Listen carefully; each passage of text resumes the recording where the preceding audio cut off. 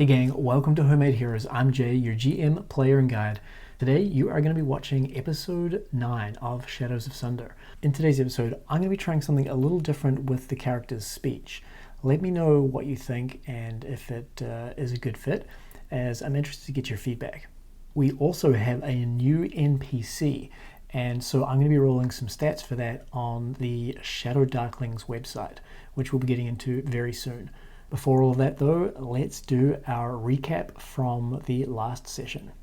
Back at Dularalta's hall, she is explaining to Finistariel the nature of the gods, the specific gods, and in particular the god Ord, and what the god Ord stands for.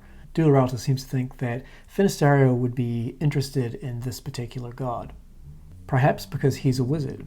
She does also question Finistariel as he asks some quite specific questions about the death of the gods and whether any sign had been seen of the gods since they were destroyed 200 years ago in the Sundering. Due to some fortunate timing, as Dularalta is narrowing in on Finistariel's possibly lackluster answers, Nana kicks in the door of the hall and enters, towing Tulip behind her. She asks if anything can be done for Tulip, who is unconscious. Dularalta responds with a new offer, saying that she'll take care of Tulip and get her back to Hast in good condition if Finistariel and Nana will undertake just one more task for her. Nana agrees in order to pry Finistariel from Dularalta's grasp and get away from them. Dularalta does provide another automaton as a guide to assist Nana and Finistariel to get down into the rift and put the device that Nana had collected in place where it should be. Nana and Finistariel are shocked to hear that Dularalta wants them to go into the rift. The rift is a place that is shunned by all of the sapient species. Eventually agreeing to Dularalta's request, they are provided with a wand, which is part of their payment for the task of collecting the device. And that session ended with Nana, Finistariel, and this new automaton named Coingood heading off on their way towards the rift. Let's start this session by rolling Coingood's character on the Shadowdarkling's character creator. Here is the Shadowdarkling's character creator. As you can see, I've selected the first 4 of the core sources. I have also refined the active ancestries and classes a little bit. Essentially, I'm going to take whatever ancestry we get and I'm going to use that as the automaton's ancestry, not from a story point of view, but more from just a mechanical point of view. So whatever characteristics they get related to their ancestry will just be the characteristic that the automaton has. I've also narrowed down the active classes as I didn't think it made sense for this automaton to be a bard, for example, or some of the other classes that come with the cursed scrolls that are part of this core source material. For the generation method, I'm using the random first level character creator, and I'm going with best fit, although I may edit this as we create the character. Okay, let's generate the character. We've got a human wizard, and their background is a healer. Interesting. I would remind everybody that because the gods of Sunder are dead, there are actually no healing spells. I like the stat rolls here. I think a humanoid automaton would be a little stronger than average and also have a higher constitution, given that they're mechanical, they have a metal body, they don't eat rations and so forth. So this really makes sense, and intelligence here is obviously pretty important for a wizard. I'm going to change this language to Dwarvish, and let's see what we got for wizard languages. So I've chosen Goblin and Elvish as the other 2 common languages spoken by the automaton Coingood, and then the rare languages. I think that Draconic makes a lot of sense because Dularalta is a dragon of sorts. And for the second rare language, I think that Diabolic makes a ton of sense, as the Dark Lords of Sunder were of a diabolic nature. Now, choosing the wizard spells. I want to choose light, as I think that living underground constantly in the darkness, this automaton would have needed a light spell fairly regularly. As far as the other two wizard spells, I'm pretty happy with Magic Missile and Sleep, so we'll stick with that. So with class talent, we have a choice here of either the +2 to intelligence stat or +1 to wizard spellcasting checks. I'm going to go with the +2 to intelligence, which will actually essentially give us a +1 to wizard spellcasting anyway, and may also be useful for some other things. Now the human ambition talent, learn 1 additional spell of any tier you know, and I'm going to go with protection from evil for this spell. 6 hit points, oh that's pretty good. I guess that's, I'll roll a 3 on the d4, which is great, and then got that +3 modifier from the constitution. And there we have CoinGood's character sheet. Now CoinGood is an NPC, but I figured it would be useful to have a proper character sheet for them, and yeah, that's I think this is going to make it a little easier to run CoinGood. You can see they've got like a ton of space in their backpack, which could be useful, and yeah, another wizard is always handy. Now that we've created CoinGood's character sheet, let's get into the game itself. Nana, Finisterial, and CoinGood stand at the entrance to a long dark tunnel that slopes down ever so slightly. This tunnel was obviously constructed by something. It has a very flat floor and an arched ceiling. At the entrance to the tunnel, there are runes inscribed around the full exterior of the arch. And right in the center at the front of the tunnel is this large steel wagon. It seems to be on wheels. However, the wheels are on 2 tracks which run down the center of the tunnel as far as the eye can see, which is not far because at this point our characters and CoinGood are using light from their magic lights and from a torch. As these 3 companions start on their route down the tunnel, Finisterial looks over at CoinGood and says, CoinGood, what can you tell us about this tunnel that leads to the rift? This curious set of metal lines, tracks, what is the purpose? And that large wagon at the start of the tunnel behind us, what is this? CoinGood continues to move forward. Their upper body swivels. I will tell you that this is a train track. It is going to the bottom of the rift. It was used to carry goods and people from the rift to the building that we just vacated. Does this answer your question? Yes. Thank you, CoinGood. And what can you tell us about where we're going? Is there any danger? Dularalta mentioned that there was probably nothing there, but, well, our peoples have a lot of legends and lore around the dangers of the rift, and it would be good to know what we're getting into. As this conversation continues, Nana looks about warily, wondering to herself exactly how far she can trust this new automaton. Why was it that Dularalta didn't provide CoinGood on the task that she was initially given? What is it that the device actually does, and why does it need to be connected or installed in the rift? She has misgivings about this and is unsure if she's willing to see out this task. Perhaps running away at some point, now that they're distant from Dularalta, would be a smart option. Okay, I have no idea whether Nana is going to choose to try to escape without fulfilling this task.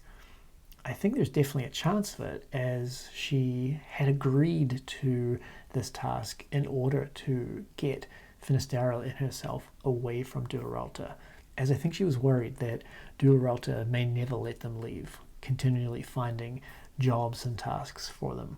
However, because I'm unsure, I'm going to do a straight roll to see what the result of this question in Nana's mind is.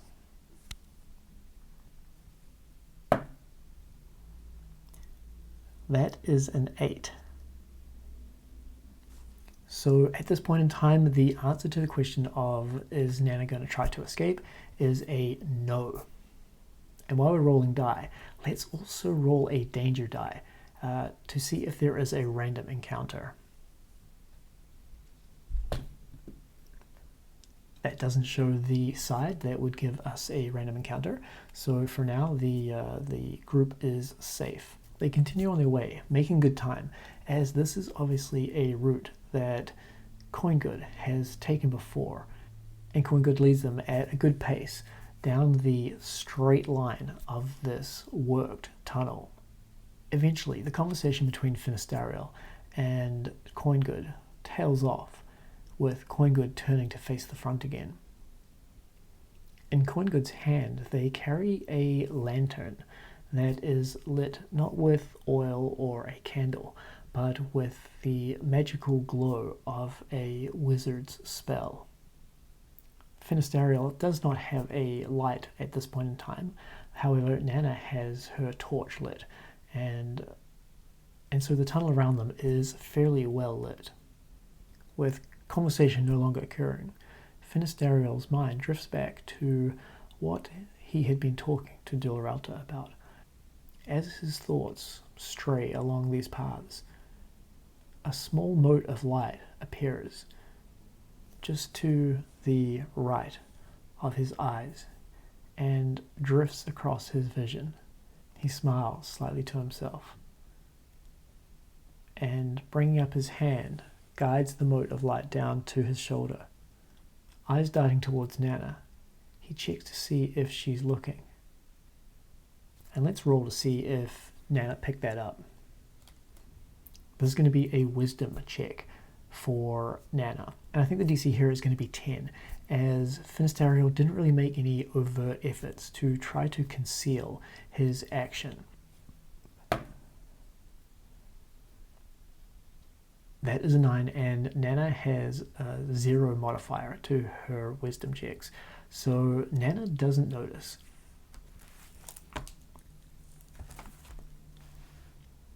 She's obviously caught up in her own memories of the recent past. Now, being a little more circumspect, Finistariel moves out towards the side of the tunnel, further away from Nana, and starts to whisper to the small mote of light that it seems as though only he can see. His lips move as he quietly speaks to the mote of light, every now and again casting his eyes over towards Nana and up ahead towards CoinGood. He doesn't hear words from this mote of light. It's not communicating with him as such. Well, it is, but not in any language that he knows. What he feels is warmth and a pulsing coming from the light. At this point in time, the light pulses gently, slowly. It seems relatively calm, and Finistariel feels comforted by its presence. He moves the collar of his robe slightly and just tucks the light between his hair and his neck, making sure it is out of sight and that Nana isn't paying attention. I'm going to roll one more time on the danger die to see if there is a random encounter as they come towards the end of this tunnel. That is another blank side, so we do not have a random encounter. CoinGood slows their pace as they come to a wall at the far end of the tunnel, broken only by a portal or some kind of door. Nana looks it over. So, CoinGood, how do we get in? I don't see a door handle or any way of opening the, well, I'm guessing it's a door, right? Coingood responds, yes, this is a door. Let me open it for you. Just one moment. And Coingood approaches this arched doorway, reaching out a hand.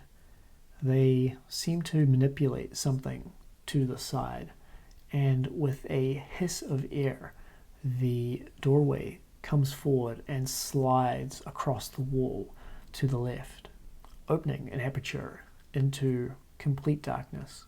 That's the end of scene 1, folks, and scene 2 is going to find our characters making their way along the floor of the rift. One question that occurs to me, but I'm not sure if it occurs to either Nana or Finistariel, is now that they are about to enter into the rift, can they actually trust Coingood? Is Coingood looking out for Dularalta's interests, potentially at the expense of Finistariel and Nana's? I'm going to roll on the Oracle for both characters to see if either of them is thinking about this as they prepare to move into the rift. The purple die is for Finistariel and the black die is for Nana.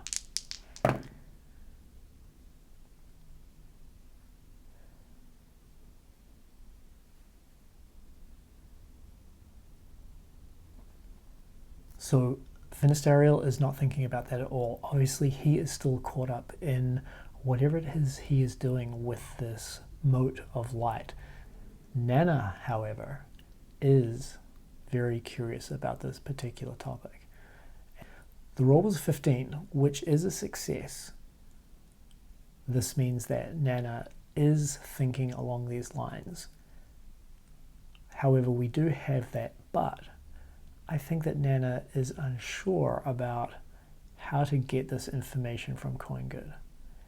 So at this point, I think that Nana is going to hold off questioning Coingood and just keep an eye on it as they continue into the rift. I am, though, going to roll on the Oracle, as I don't know what Coingood's motivations here are. I'm also concerned about whether Coingood has the ability to choose.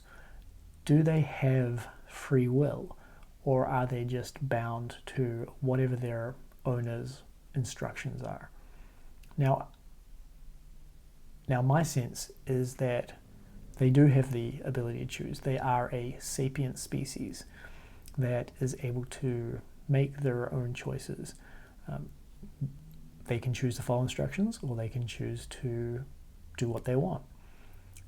However, I'm not sure, so I'm going to ask the Oracle, but roll with advantage. Does Coingood have the ability to make its own choices?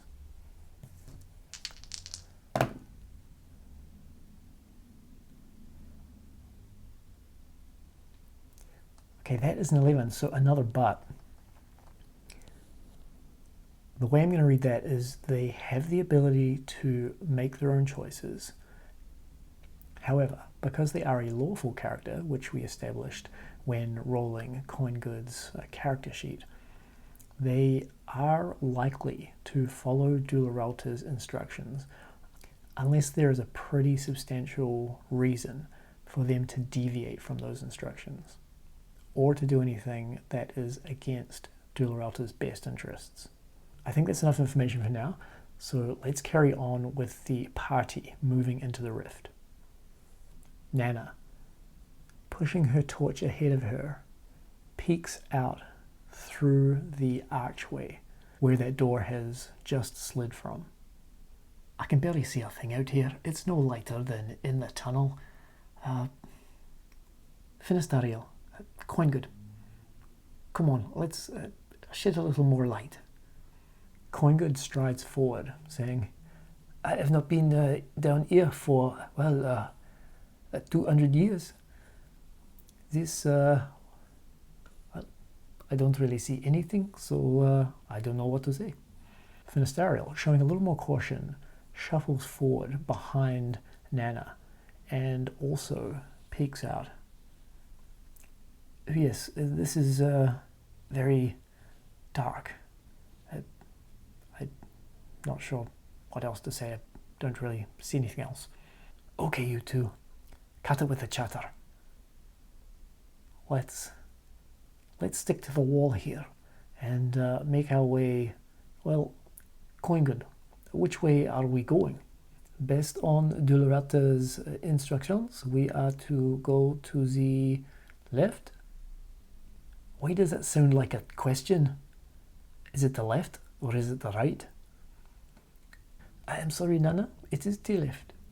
Okay, well, let's stick close to the wall and move to the left. I'll lead. Finistariel, you go behind me. And Coingood, you bring up the rear and let me know if anything changes as far as direction. I'm going to roll an intelligence check here to see if Coingood is on the mark with their directions of going left.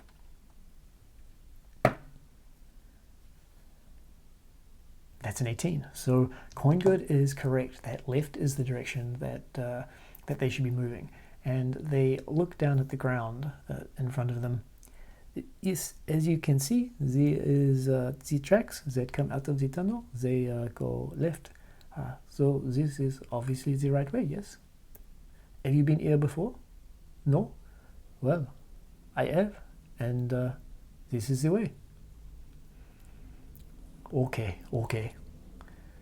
Coingood, what are we looking for here? What are we looking for to know when to change direction? That is a good question, Nana. When the Dark Lord's empire was at the height of its power, then these tracks that you see, a mobile cart would travel on these tracks, and it would take us directly to the building that we are looking for. But now I think we are probably maybe 30 minutes walk from the location. Then we will have to go to the center of the rift, and from there we will find the place that we are looking for. Okay, well, let's get going then. They continue walking, and at this point I'm going to roll the danger die again to see if there's anything else with them, perhaps nearby in the rift.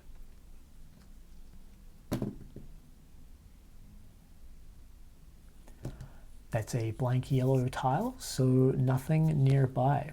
They continue on. I want to roll a wisdom check for Nana and Finistero to see if they are what they're able to pick up from the environment as they go. Now remember, the environment is pretty dark, so they're not going to see a lot, but perhaps they'll notice something.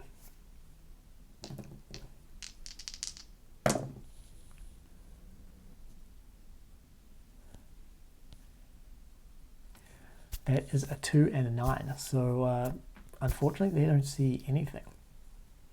After a time of walking through the dark together, eventually Nana hears Coingood say, "It is time to stop and head into the center of the rift. Shall we make our way now?" Aye, we can do that. So, Coingood, while we're walking, tell me, what's in the rift here? What are we looking for exactly? And how wide is the rift? I know what it looks like from the surface, but well, I've never been completely sure. Coingood proceeds to tell the other two that the width and depth of the rift do fluctuate a little bit as it wraps around the planet of Sunder. However, it's typically anywhere from 50 to 100 feet deep and 500 to 1,000 feet wide. So there is quite a bit of variance there. Coingood also explains that the walls are uniformly sheer, aside from in certain locations where there are lifts that take platforms up to the surface level, and also tunnels, such as the one that they came out of, where they access underground buildings or connect to the surface further in. They also explain that the center of the rift is where the majority of structures and buildings of the Dark Lords were built, and this is in fact where they're heading. Continuing through the dark, they start to notice structures and shapes rising up before them and then around them as they move through what seem to be very structured roads or lanes passing between these buildings. Every now and again they notice small glimmers of dim light or flickering light coming from the sides or inside some of these buildings. Finistariel stops at one point and says, Coingood, is it possible for us to look around a little bit? These lights these lights seem intriguing, much like those lights on the device that Nana is carrying, yes? Aye, they look a lot like the lights we saw at the back of that room where we got that thing. Coingood responds, I don't think that is such a good idea. We will be safer once we get to the buildings that we are looking for. I believe it is only a few hundred feet from here. We should be there presently. Shall we continue? The others agree and they continue. This is another good time, though, however, to roll the danger die and see if there is anything out there in the dark other than them.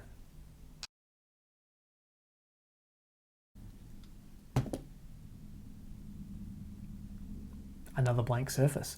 No danger as yet. This trip has thus far proved to be fairly quiet. Finally, the avenue which they are moving down comes to an abrupt end with a huge rectangular monolithic shape rising up in front of them, barely seen like in the dim light beyond the brighter light of the torch and the light that Coingood has conjured. A large set of double stone doors stands closed in front of them, with columns marching off to the right and the left. Strange glyphs, glowing ever so faintly, line the front of each of these columns.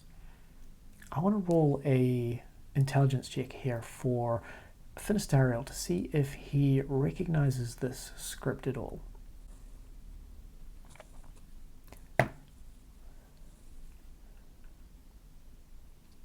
That is a 14. Now, because these glyphs are obviously of the Dark Lords, and as Finistariel has sought to learn as much as possible about the Sundering and the people, the Dark Lords that had ruled over Sunder prior to this cataclysmic event, he probably recognizes a few of the glyphs from writings that he's managed to get his hands on. However, I don't think that he is able to read them and doesn't understand what they mean enough to be able to figure out what the purpose of these glyphs on the columns are. Nana moves up to the double doors and turning to look over her shoulder says, I'd stay back, perhaps. Coingood, is there any danger of traps or anything like that here? I don't think so. This was the art of the Empire, and, well, who would attack the Dark Lord's ear? But no, there should not be any traps. Okay, well, I'll take a wee look then, shall I? I'm going to roll a wisdom check here to see if Nana's able to perceive anything off about the doors.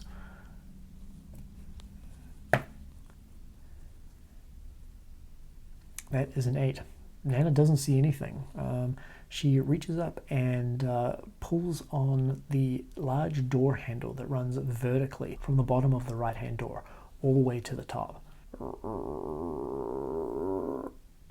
Now let's roll to see if there is anything of danger here, a random encounter or perhaps some sort of trap. So that's for the trap. There's no trap. It was a blank side. And that is for the random encounter. What Nana does notice as she steps through the door, gesturing to the others to follow her, is that just a few feet ahead of her, a small square panel on the floor flickers and then starts to glow. Again, she turns to Coingood. So, is that supposed to happen? Lighting up like that? When Coingood confirms that it is, she moves forward again, and as she gets closer to that tile, another one just in front of it lights up as well. Is it some kind of trail or like signal that we can move forward? Yes? Okay, well, let's go. Keep your wits about you. Let's roll wisdom checks for both Nana and Finisterio to see what it is they pick up about this room.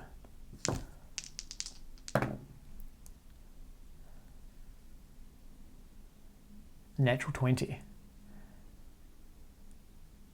So natural 20 for Nana and a 16 for Finisterio. Hold it, you two. What's that noise coming from up ahead of us? It sounds like some kind of machine. Coingood, were there any guardians or anything like that here in this hall? There were certainly guardians in the rift. I don't know of any that were here in this particular place, but I suppose if they were not destroyed during the war against the gods, then perhaps some of them may be here now. I am sorry, I have not been here for so long. I don't know what the situation is.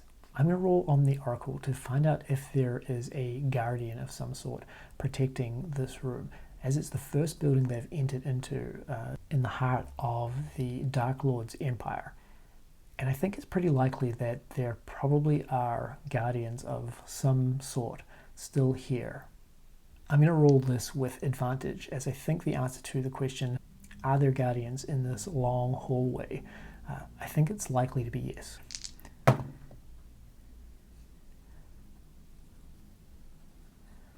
Okay, so the higher roll there is the 11, and that is a yes, but. So there are guardians, however, perhaps they're not in the best repair.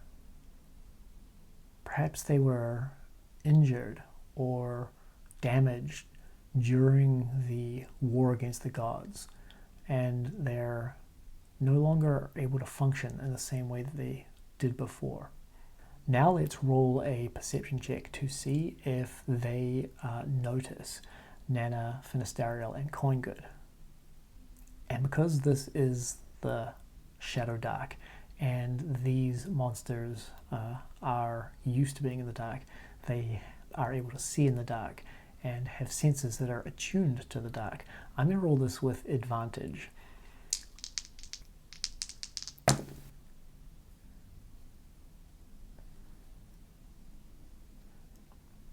Okay, so the high roll there was a 12, and that's definitely enough for the monsters to perceive our party coming through the dark with a lit torch and a glowing lamp. And that, folks, is where we're going to leave it today. Some unknown monstrosity is out in the dark, very much aware of the group moving towards them. Next week we'll start by rolling to find out what exactly those guardians are and how they're damaged and what their intentions or reaction to the party will be. Thanks so much for joining me again today, folks. Keep those questions and comments rolling in, and farewell for now.